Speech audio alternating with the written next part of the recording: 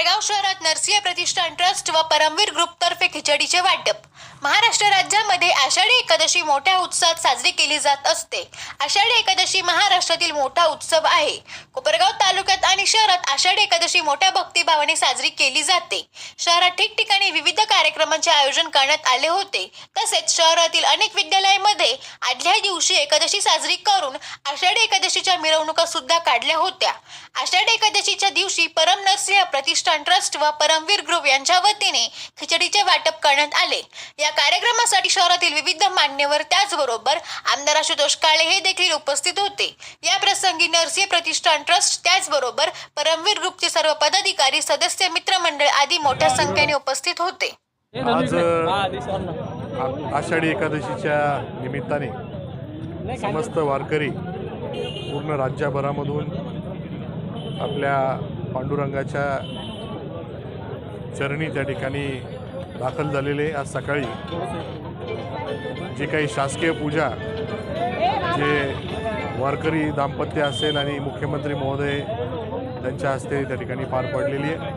मी प्रार्थना करतो यावर्षी चांगल्या पद्धतीचा पाऊस होईल, सर्व शेतकरी त्या ठिकाणी समाधानी होऊ देत, चांगल्या प्रकारची पिकं येऊ देत आणि एक चांगल्या प्रकारचं खरीप आणि पूर्ण वर्ष शेतकऱ्यांना जाऊ दे अशा पद्धतीची प्रार्थना करतो।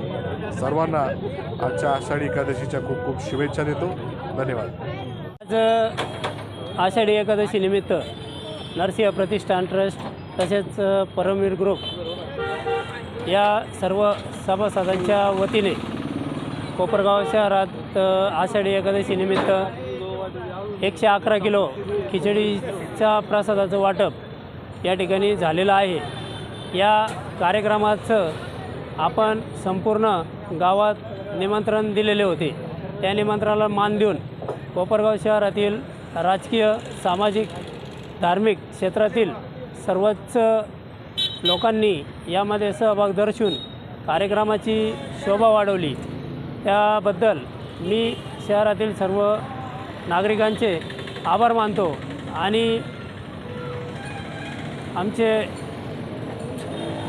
मंडळाचे आधारस्तंभ स्वर्गीय श्री कांतीभाई कार यांच्या मार्गदर्शनाखाली याच पद्धतीने संघटना सामाजिक असो, धार्मिक असो, सांस्कृतिक असो या सर्व क्षेत्रात काम करत असते।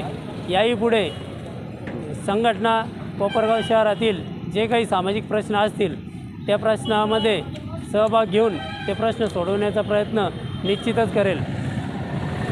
धन्यवाद। 111 किलोची खिचडीचं वाटप हे सर्व वारकऱ्यांमध्ये, कोपरगावच्या विठ्ठल रुक्मिणी भक्तांमध्ये या ठिकाणी आज वाटप झालेले आहे। हा अतिशय सुंदर उपक्रम आहे।